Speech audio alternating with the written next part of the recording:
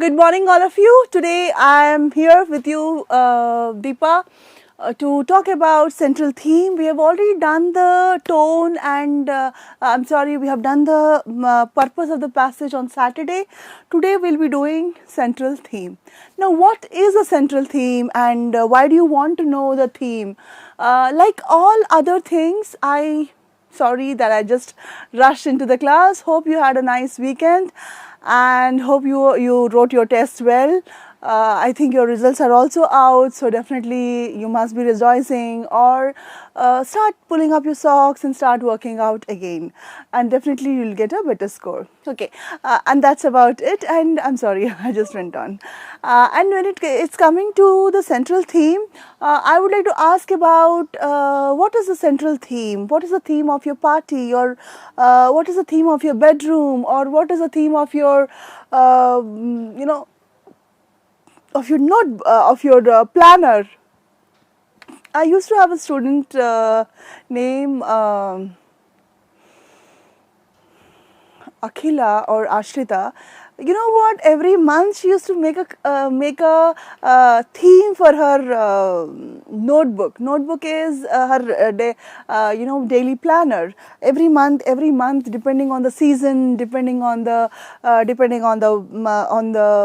mood, and depending on what she got up to, she would make a beautiful theme for her. She would make a beautiful theme for her planner. Okay, so in the same way, if you can have a theme for your planner, if you can have a theme for your party, I think it makes sense that we also have a theme for whatever literary work we read. We understood the purpose of the passage. We only spoke about the first opening passages, opening lines, and the closing lines of the paragraph or the passage or the whatever it was. But now we are going to talk about the central theme. Yes, beyond what is in the first lines and the last lines, what is there in the center?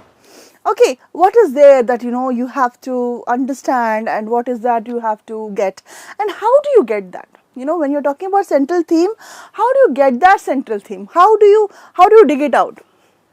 Okay, that's what we're going to talk about today. So let's see what we have. So we are going to talk about the central idea. We have spoken about the spectrum, but we have spoken about the small frame that we want to capture on the last class. Today we are going to capture the specific idea. Even in that frame, what is it do you think is the theme? What is it do you think that I want to capture? Am I capturing those wild animals? Am I capturing those small minuscule insects? Or am I talking about those herbivores? Or am I talking about those big plants, or those small plants which nobody knows who planted? I mean, let's see what is it all about. Let's go to the central idea. Okay, how to identify a theme. It is very important that we know how to identify a theme. Now, looking at your dress or looking at my dress, imagine I came to the class in a gorgeous, beautiful red Banarasi sari and a lot of jewelry. Don't you think you're going to confuse, like, what am I going to teach today? I said central theme, but then I'm wearing this gorgeous sari and it doesn't make sense, right? Yeah, at the same time, if I wore something fancy, wearing a hat and all the way looking like a blink, yeah. So, you know what? Everything should synchronize with one another. What I'm wearing, the way what I'm speaking. If you were in my class and we were in a recreation period, definitely I would not be speaking like this. If we were in the class and we were having a class, we would have been, I would be speaking like this. In the same way, different ways, different things, themes change, and your idea also change. That's how, it is in the writing passage also. When the writer or the author is writing his version, as I told you, the purpose of the passage or what he writes depends on where he's brought up, about his psyche, about his economical status, about his environment he was raised in. There's a lot of things that will be combined when we are talking about this. At the same time, when we are talking about the a central theme also. From the purpose, the central theme only comes further. So we cannot expect that the purpose is something else. We cannot expect that the theme would be something different, but would also synchronize with the theme. So let's see what it is. So again, we are going to talk about some underlying idea in a piece of work. So if we have spoken about the idea, now we are going to speak about the underlying idea in a piece of work, which may be stated directly or indirectly. We also discussed on Saturday that when we are actually talking about, when we are talking about, for example, like A, B, C, D, 4 different people are writing an essay on a single topic, but still the topic or the output would not be the same. It would be different. Why? I tell you, because because it is not going to be same, because we are not going to, my way of perspective could be different, the way I conceive that topic could be different, like B would have conceived the topic would have been different. I might write about the advantages. I spoke about this on Saturday also. I might talk about the advantages, someone else might talk about the negativity or the negative points that would have come up with. Somebody else would have written both the advantages and the disadvantages, and where we have come up to and how it is needed that we have to take, like for example, if you are all writing on a topic called the effects of pollution, so this is how we are going to write. So imagine if 4 people are writing on the same pollution topic, we cannot expect that they will give the same version or they will give the same points as one has given, until unless we have said that write about the advantages and disadvantages or something like that. Even in that case also, somebody might emphasize on air pollution, somebody might emphasize on marine pollution, but yet they are going to be different. The lines are going to be different, unless it is some second or third graders. I don't think if somebody is a 10th grader, so that version, the way how you express it, the way how you convey the point is supposed to be different. So the thing is that we are going to talk about the theme. The theme is going to be central or the underlying idea in a piece of work. All novels, stories, poems and other literary works have at least one theme running through them.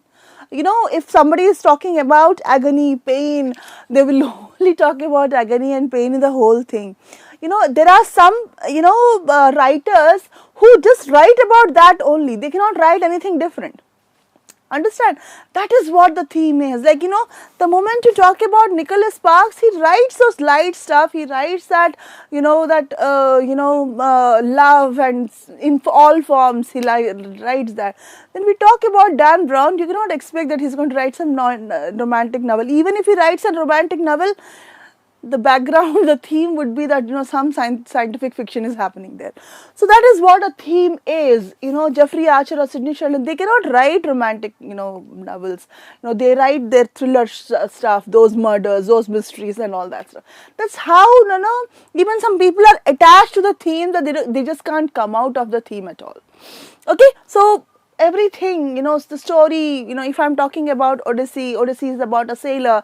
It's written by Homer. It is about a sailor who goes around the world and he talks about his conquest. He talks about his the different kinds of culture he has been to and all that. If you talk about some poems like, Stopping by the Woods on a Snowy Evening, written by Robert Frost, the whole theme is about, you would want to stop, but you cannot stop because you have some responsibilities that you have to complete before you sleep. And the sleeping is not the mere sleeping that you go at 10 o'clock, 11 o'clock or 12 o'clock, but it is about the permanent sleep, the death he's talking about. So, every story, every novel, for example, if I pick up a novel, as I always, talk about Ayn Rand's The Fountainhead, the novel's theme is, abstract work, and the theme is that, people, the work changes, people change, and it becomes a trend. People might not be accepted in the first go, but down the line they will be. So that's about the novels. Everything has a theme and it does not deviate from the theme. Okay, let's go to the next one. Okay, the writer may express insight about humanity or a worldview through a theme. Now, he has expressed a theme. Many people have written about love stories, but every love story has a different ending. Every love story has a different, kind of a problem propping up. Every thriller, though it is a thriller, yet it has a different thing coming up. So you will see that the writer will express inside, about the character, about the feelings, about the emotions related to that. That could be good or for bad. He is going to keep talking about it. Okay, that's about how to identify theme. The theme is the heart of the work. It could be any piece of passage, it could be any reading passage. I'll tell you how to understand the different things, and then you can just go about it. Now, there's a difference between a subject and the theme. Let's see what's the difference. Don't confuse the subject of a work with its theme. Okay, don't do that.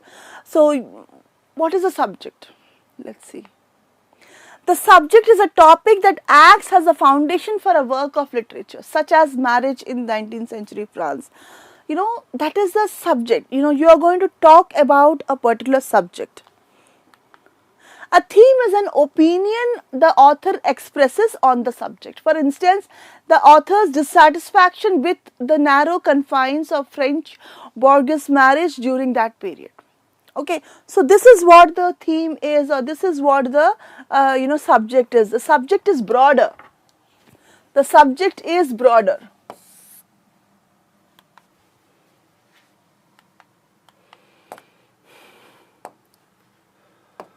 The subject is broad. Okay, the theme is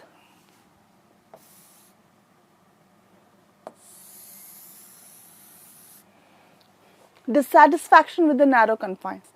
As I've told you, now if I have taken this topic, marriage in 19th century France, if I give this topic to 5 people, 5 of them will have different kinds of versions, and the theme is basically the author's version. A's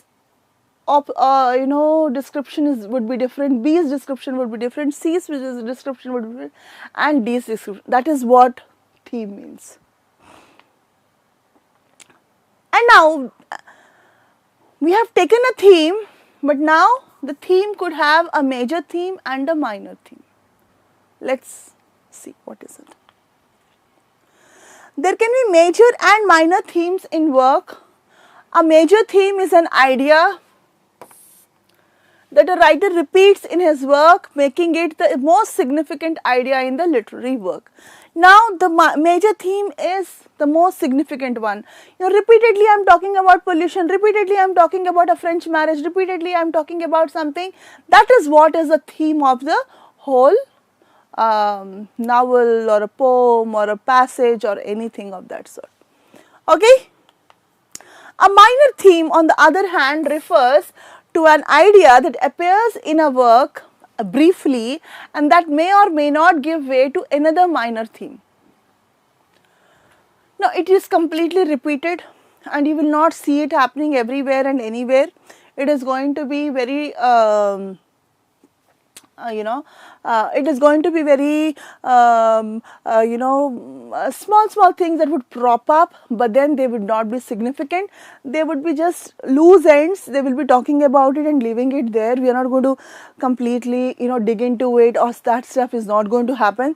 That is what a minor theme is, whereas a major theme is where we are going to repeatedly talk about it, where we are going to repeatedly discuss about it, and we are going to elongate the whole issue, taking up examples or presenting a narration on that particular theme. That is what is a major theme. How do you do it? How are you going to analyze it? How are you going to detect all these things is one major challenge that you will have to understand. Okay, so let's read and analyze the work. Before you attempt to identify the theme of a work, you must have read the work and you should understand. Now, Exactly, this is what we are going to do. We are going to first know the fundamentals, and then we are going to pick up a passage. I have selected a beautiful passage for you today, so we'll go there, and then we will analyze. Then we will read about the book. We'll understand the central theme, and then we'll come back and we will tick mark if we have done it or not, and then we'll go back to the passage, and then we will question the answers. And what you should understand? You should be understanding the plot. What is the plot? Plot is basically, what you're going to talk about, the setting, the background, all that. We will know what it is in detail as we go forward. Characterizations. Now you have certain characters in the plot. Now we will talk about the characteristics, what they are capable of doing, what they are not capable of doing. All these things we have to understand before we go forward. The next one is other literary elements. What are the other literary elements? Other literary elements are, you are going to, what kind of a work is it? Is it some kind of an, what genre it is going to present? Is it a tragedy? Is it a comedy? Or it is just, one more romantic comedy also, romantic novels also come in comedy. Other literary elements could be that, what kind of puns have been used. Puns are those, different sounds, and what are the different elements that have been used. Is there repetitions? There are so many literary elements that have to be studied. Now, the first thing is this, and the second thing is spend some time thinking about the main subjects covered in the book. We generally have this feeling, you just don't have to work on this on a novel only. You can also talk about a web series that you have watched recently. Because of lockdown, you definitely had some time or thing to see some web series. So you can sit down with yourself and you can also think about a web series too. You can think about how it has been plotted, how it has been beautifully laid down, what are the characters and what are their characteristics, and what are the other elements. Was it sarcastic? Was it positive? Was it informative? Was it, some kind of an, issue they were presenting? What was it that they were presenting is very important. So you need to spend some time thinking about the main subjects covered in a work. Okay. The next thing is, what is the plot of the work? Now write down the main literary elements. These are the main literary elements that we are going to work on this plot. Plot is the most important part.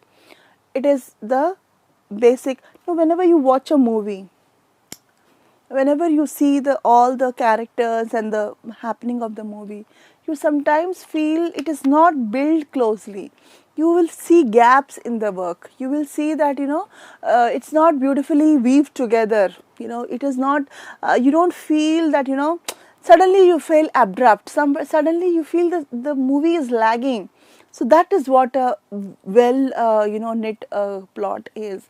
Similar to a movie or to a web series also, the book or the passage or the text that you are going to read should be closely knitted.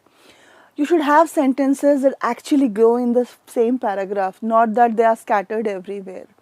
Imagine your, books or your toys or your, things scattered everywhere in your room. It does not look good.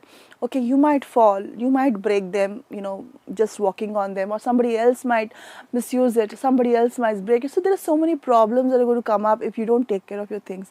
In the same way, in a plot also, you have to make sure all the things are kept in one place, all the things related to one particular theme, it could be major or a minor, should be kept in one place, put in one place. That's how a paragraph is written. So the plot is really important, and that makes the complete picture more better and more concrete. Characterization. Now characterization of the characters in the plot. Now you have 5 characters. You know what? A good writer is someone who can extract the 100% potential in the characters. They can do certain things that they could never thought they could, or they could act in a way that they never thought they could act. That is beyond imagination. That kind of a characteristic should be unveiled and digged out depending on the plot that the author has taken. Setting and tone. Now the settings, background setting. For example, as I've always given you examples about if somebody writes a book in this corona times, imagine what kind of a background setting he would present. He would talk about the masks, he would talk about the hundreds of people admitted in the hospital, he would talk about the rising cases. Just today we had more than 50,000 cases in India. So we are going to talk about so many things related to coronavirus. Nowadays we have forgotten about other things and we are completely focusing on this aspect of the things. So that is what is a setting, or that is what is a tone. The tone is whether it is sarcastic, whether it is very heavy, or they are posing a problem, or they're being critical about a problem, or they're finding a solution for a problem, is the tone. We'll talk about style and tone tomorrow, not today. So I'm just giving a brief explanation about it. Language style. Now, language style could be different. If a writer has written in his native language, preferably, the language would be very good. I mean, the quality of the language could be more relating to native. The kind of words, the kind of slang that they would be using in their native places would be used. But if you're talking about some Indian writer has written, then they would have his language style. They could use some words, the usage of words, the usage of slang, or the usage of different things, elements in the book would be different. So that is what a language style is. Imagine how if you are a fluent speaker, a proficient speaker of English, how would you speak? If you are just learning and you still have those mother tongue influence on your language, imagine how you would speak. So that kind of a language style we are talking about.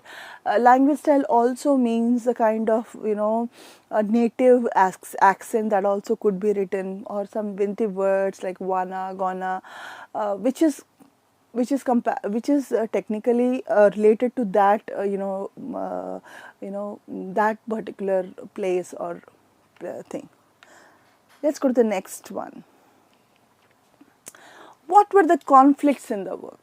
What were the characters? What was the basic framework? How was it weaved, and was there any problems, and what were the problems? Those all should be. These all make the plot. All these things basically make the plot. What was the most important moment in the work? Okay, was it the moment when somebody proposed someone, or was it the moment somebody died? Every plot, the characters go through a metamorphosis. Somebody's death, and the plot completely changes into a different thing. It was all going gooey unless something happens, and everybody is tensed out, or everybody is knocked out of their senses and stuff like that. So what is it, that turning point that changed even the comedies, even the best of the comedies also in your movies, if you sit down and watch, do you think the whole movie from the beginning to the end would be the same? No, there would be some moment where the hero or the main characters goes through a change, they understand life better, or they think better, or they become a better version of themselves. That is what is the most important moment in the work. What influenced that moment? How is it that they got into that moment? How is it that they understood that, what were the elements? Who were the people who enabled them to understand things better? Does the author resolve the conflict, or he just leaves it halfway through? If you leave it halfway through, it is not going to be a successful work. If you're going to end it, everybody wants to see how you're going to end the work. The ending of the work is very important as to the protagonist or the main character of the plot has got success or failed, or is dead, or is whatever he is. So that is very important for the author. Now, if it is a tragedy, he is going to die. If it is going to be a comedy, it is going to have a happy ending. So depending on that, so what is it that they are characterizing the work into is very important. How did the work end? This is very important to know. How did the work end? Because if you don't know how the work ended, that is the life. Most of us, what we do is we kickstart a movie and we don't we don't want the movie or the web series is dragging. What we do is we just go to the end, we just see the ending, and then we just go off, leave the thing off. So ending is also equally important as to how it has ended. So as I told you, does the author resolve the conflict, or how does the author resolve the conflict? There was a movie called 365 Days. It was about a sect of soldiers who have never died, who have never been defeated. Even if they were defeated, they thought that killing themselves were more better than getting defeated. That was the kind of strength they had. So in the end, there are just couple of some 35 people or so who try to save their country, or try to save their place. And in that case, they really fight well, and they really do it well. But how the author resolves the conflict is, in the end, the whoever is the hero of the thing, he unveils the whole plot, and he kills that villain also. Okay, so and at the end, like unlike our Bollywood movies, the hero did not come out well, hale and healthy, but he also died. Okay, because it is not naturally possible that you have 100 and 2,000 people against you and you are able to survive them all. No, it is not. It is definitely a superhuman effect that we wanted to show, and that director decided to show that in the most natural way, where in the superhuman effect, in that superhuman effort, you might succeed, but then some natural things has to go. I mean, you cannot survive 2,000 people trying to kill you. You have to die. Unlike our Bollywood movies or web series, where the hero comes out unscratched with not even his shirt, having just a speck of blood here and there.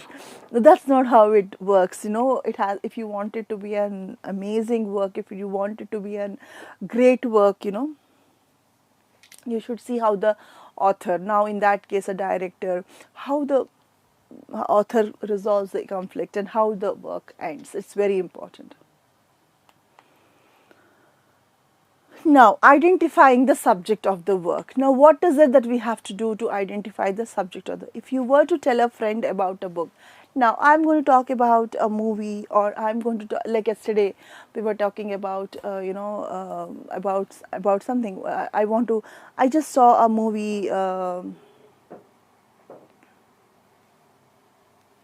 I just saw a web series called Unauthorized Living on Netflix. So if I were to suggest you, or if I were to tell you, discuss it with you, what is it that I'm going to talk about it? How would I describe it? I would describe it that how beautiful the town was. No, I'm going to talk about how beautiful the plot was. All right, I'm going to talk about the characters. I'm going to talk about the topic. I'm going to talk about that was about a drug mafia, basically, and he had his own family, but who also fell prey to that drugs. So what would you describe that? I would describe that as a drug mafia. Something like Narcos. Narcos is one more, what do I say, a web series on Netflix, where it's also about the drug mafia, as to how they bring the load in, and how they work, basically. So how would you describe that? I would describe that about the characters. I would describe about the setting. I would describe about how it all goes about. What would you say in the topic? I would say that it's a beautiful family drama, and it is also how the different people in the family react, and how they confront things, and how they tackle issues. That is what about I would talk about the topic.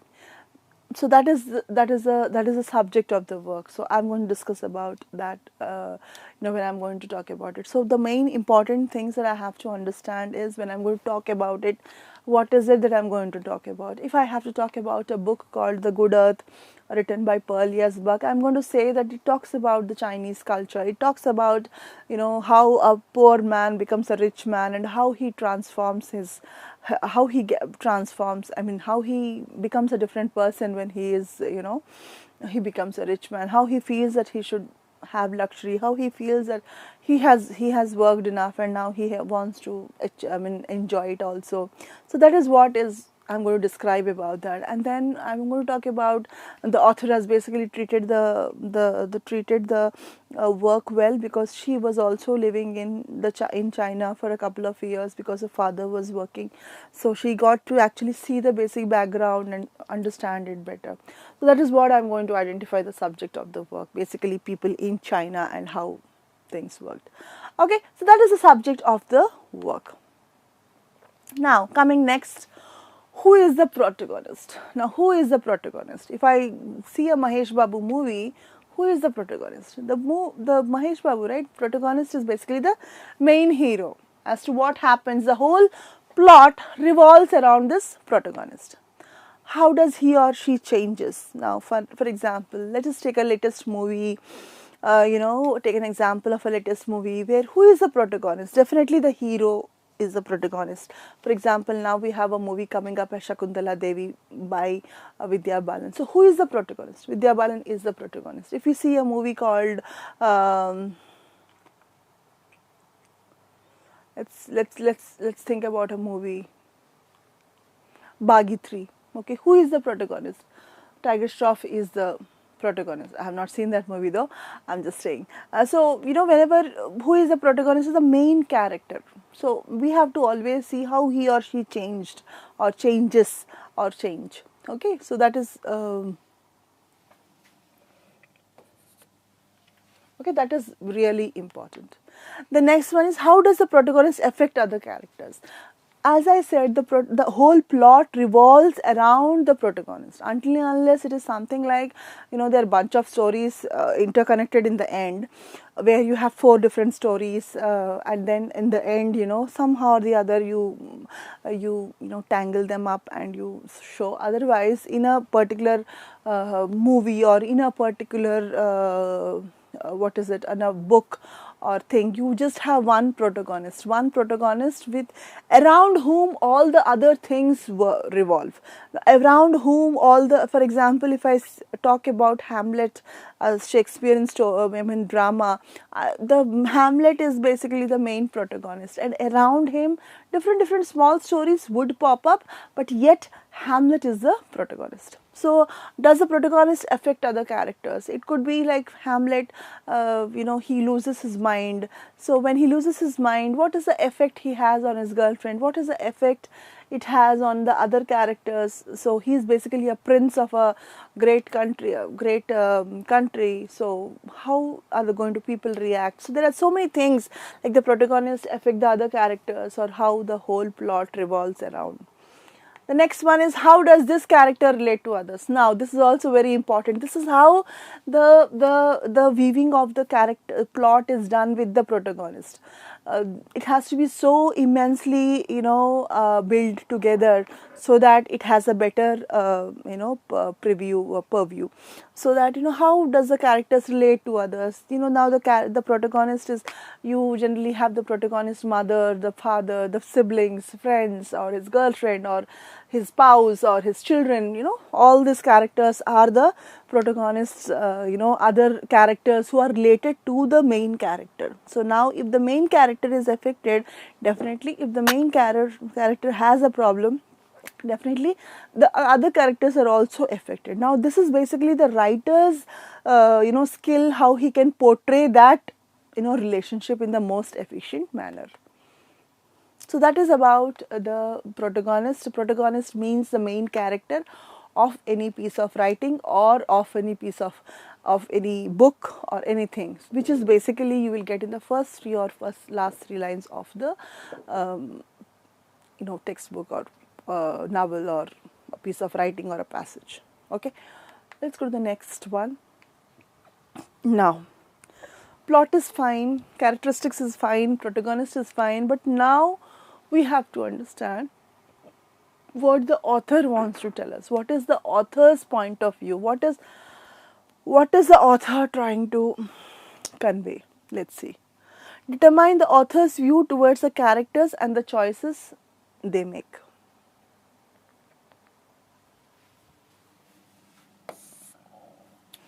That is very important.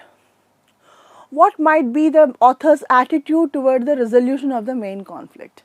Now, how does an author, that's why I say whenever somebody writes, whatever ideas comes up or whatever, resolutions you take, great ideas come from great minds. Or great ideas come from people who struggle to become great minds, or great ideas come from people who are associated with great minds. Great ideas just don't pop into some Tom, Dick and Harry who is sitting in the corner and sleeping the whole day. Okay, that is the same point with the author's point of view also. There could be many writers, but only some make it to the best level, because the kind of psyche they use, the kind of psyche they involve in the character, and how they, you will see all the literature. Mostly the literature does not consist of all those lovey-dovey books or comics, but they are basically more refined thoughts. They are more refined. All the speeches that you get, they're more refined. They're very in depth. The way, if Ayn Rand is the Fountainhead is spoken so well of, or God of Small Things by Arundhati Roy is spoken so well of, or Pearl S. Buck's, the Good Earth gets so much acclaim. It is not because that they spoke about something, but the way how they defined it, how each character was viewed with the other, how the time that was spent was so beautifully ingrained. I mean, so beautifully placed together, that kind of a thing comes up. So author's attitude definitely plays a vital role. What message might the author be sending us? It's very important, even if it is a piece of a web series, even if it is a movie, even if it is a book, even if anything, we should always understand what is the author trying to tell us. There's always an underlying, just even if it is a comedy, you still have an underlying point to make. Okay, directly or indirectly, you definitely make some or the other point. So we should know what point it is being done. This is the theme. You will find clues in the language used, in quotes from main characters,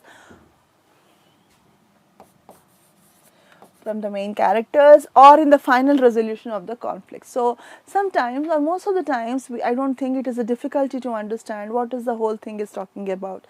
When I said unauthorized living is about drug mafia, drug mafia, that means the whole picture is running about drug mafia. They're not going to talk about, they might have small things, family might come into picture, or different characters might come into the picture, yet they would be only speaking about drug mafia on the whole.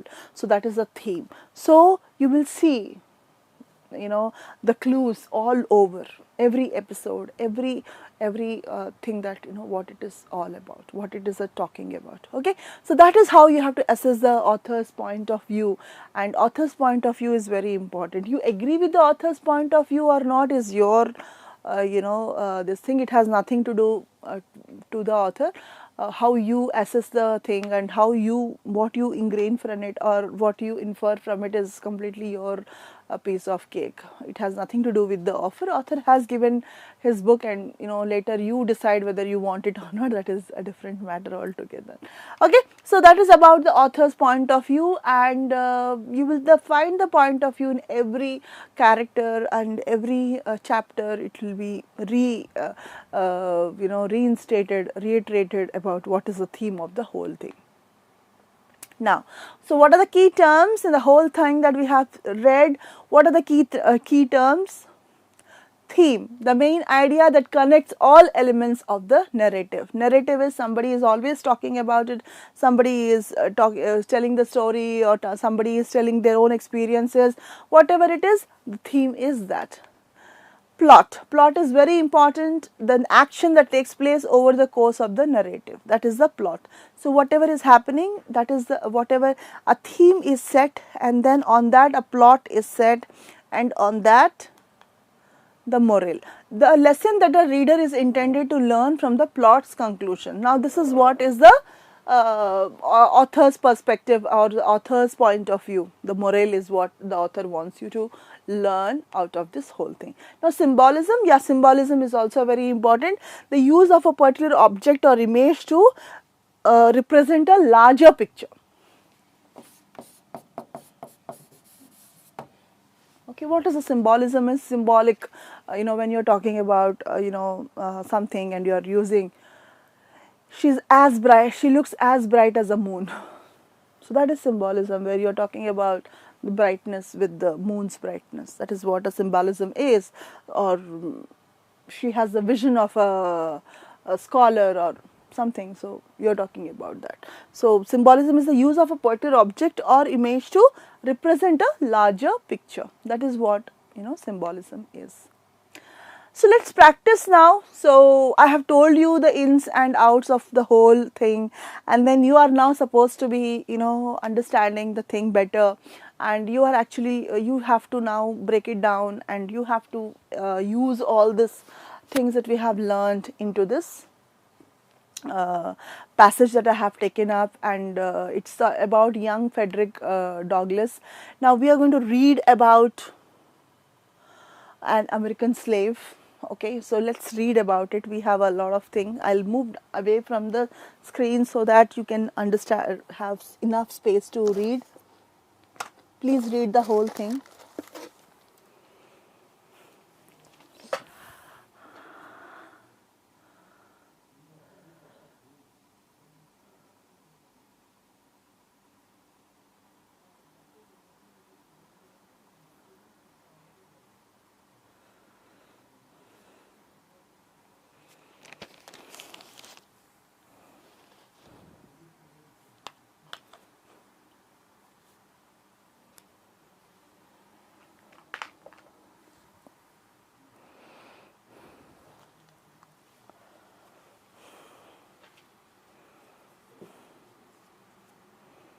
I will read it for you. This has been written by young Frederick Douglass. Now this is from the narrative of the life of Frederick Douglass, an American slave. Frederick was born in 1818 and he died in 1895. He was born into slavery in Maryland. Born into slavery means he was basically born to black parents, Negro parents. That's what it meant. As an adult, he escaped into freedom. He became a writer, orator and advocate for the abolition of slavery. At those times, slaves, when they were, they were really not treated well. They were really harassed, and they were really, succumbed to different situations. So when so Douglass saw all this as a child, and he, he became the advocate of slavery. Abolition of slavery. That means he wanted to eradicate slavery. He did not want his fellow human beings, black human beings to, go through the same kind of a problem, same kind of misery and agony that he went through. So in 1845, 16 year, he was almost. He was born in 1818, so in 1845 he released his autobiography, narrative of the life of Frederick Douglass and an American slave. In this, he later became, he lived till 1895. Probably he also worked with, Martin Luther King. So in this passage, no, I don't think he worked with Martin Luther King. He worked with Lincoln, because Civil War was started by, was headed by Lincoln, and that is when, Lincoln came to power also, because of his support that he gave for abolition of slavery. And in 1865, the Emancipation Proclamation was given, where the people were not treated as slaves, should not be treated as slaves anymore. That bill was passed. Okay. Now in this passage from chapter 8, Douglas is a 10-year-old slave. In this piece of work, in this piece that we are going to read now, talks about Douglas, who is 10 years old slave. Please read it thoroughly.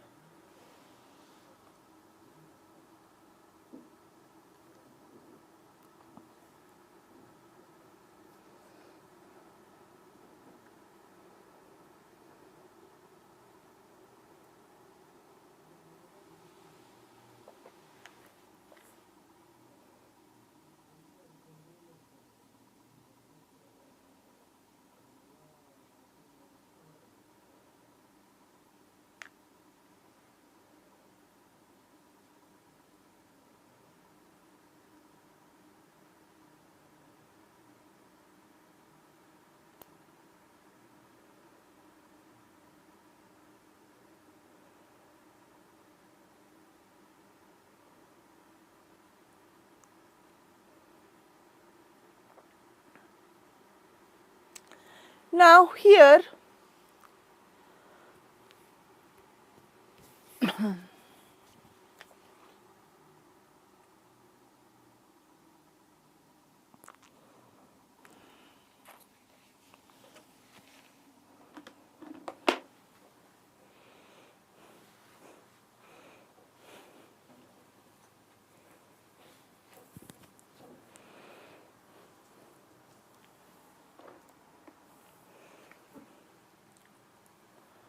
I hope you all have read it.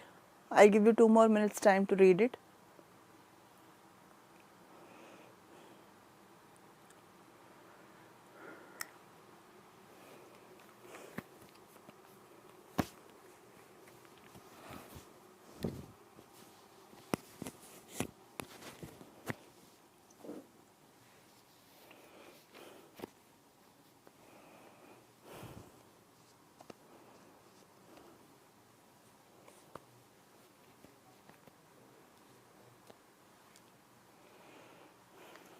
Now, in this, I spoke about the plot. I spoke about the, the purpose of the passage on Saturday. Now I'll tell you what is the purpose of this passage. Let's go to the first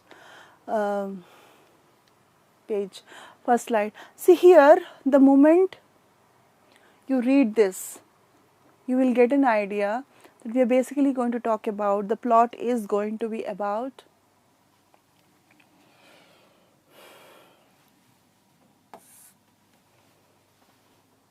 yes. Now, see from the beginning,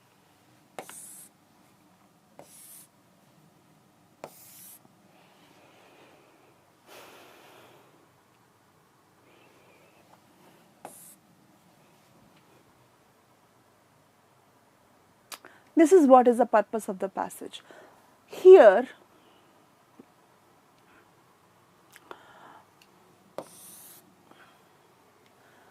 in the first instance, you read 2 or 3 lines and you understand that it is, the whole thing is going to be about slavery, about how he felt, or about anything else. Let's go to, this is the purpose of the passage. Now, what is the theme of this passage? Now, we spoke about the time here. If not here, let's go to the here. Here also you will see that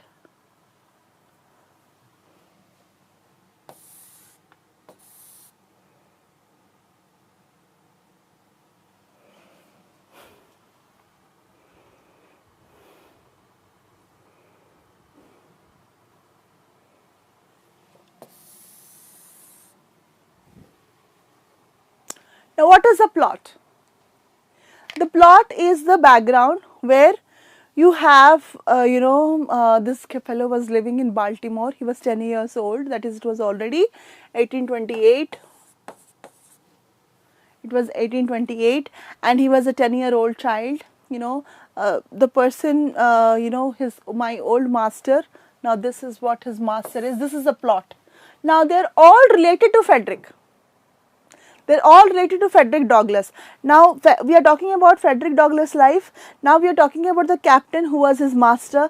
We are talking about Mrs. Lucretia. She was a master's daughter. We are talking about Master Andrew. He was the captain's son. So see, everything about everything here is basically a part and parcel of the main protagonist. So who is the protagonist here?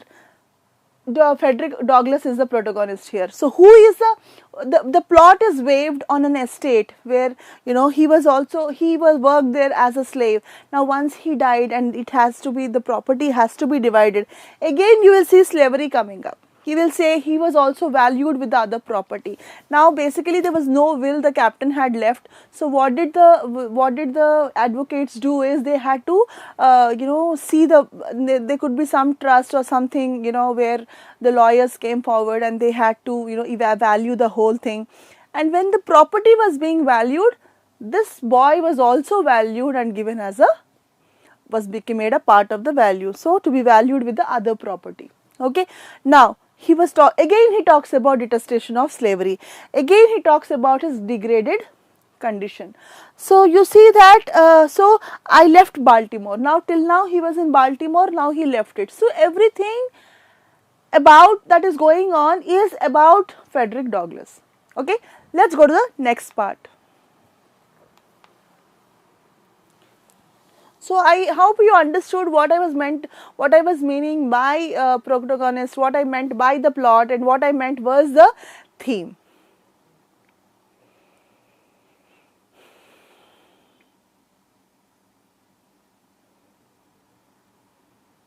I'm sorry, I don't think I have read this whole thing. In a very short time after I went to live at Baltimore, my old master's youngest son Richard died, and in about 3 years and 6 months after his death, my old master Captain Anthony died, leaving only his son Andrew and daughter Lucretia to share his estate. He died while on a visit to see his daughter at Hillsborough. Cut off thus unexpectedly, he left no will as he was to the disposal of his property. It was therefore necessary to have an evaluation of the property, that it might be equally divided between Mrs. Lucretia and Master Andrew. I was immediately sent for to be valued with the other property. Here again my feelings rose up in detestation of slavery. I had now a new conception of my degraded condition. Prior to this I had become, if not insensible to my lot, at least partly so. I left Baltimore with a young heart overborne with sadness and a soul full of apprehension. I took passage with Captain Rowe in a schooner Wildcat, and after a sail of about 24 hours, I found myself near the place of my birth. I had now been absent from it almost, if it not quite 5 years. I however remembered the place very well. I was only about 5 years old when I left it to go and live with my old master on Colonel Layard plantation, so that I was now between 10 and 11 years old.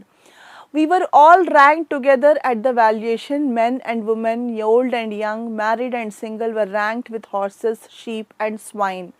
These were horses and men, cattle and women, pigs and children, all holding the same rank in the scale of being, and we are all subjected to the same narrow examination. Silvery-headed age and sprightly youth, maids and matrons had to undergo the same indelicate inspection. At this moment I saw more clearly than ever the brutalizing effects of slavery upon both slave and slaveholder. See, again in this depiction, again after a few minutes you will again say that they are talking about the slavery, and they are talking about the slave, and they are again talking about the slaveholder. This is the theme. This is the protagonist who keeps coming back. This is what a plot is, where people are actually it is so beautifully close knitted that we are able to see it. So please have enough time to read it.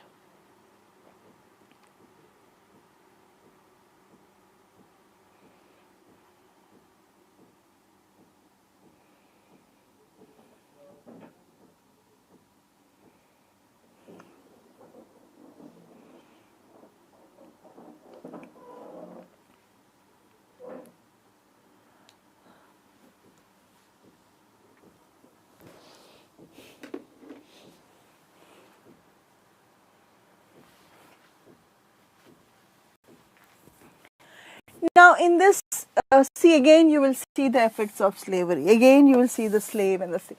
So, you know, every passage, every other passage, you are actually again revisiting the whole thing, and you are revisiting the whole, you know, thing, and then again you are talking about slavery, and you are, you know, whining about it or whatever is it. So, this is how, you know, the protagonist and the theme and the plot has to be detected.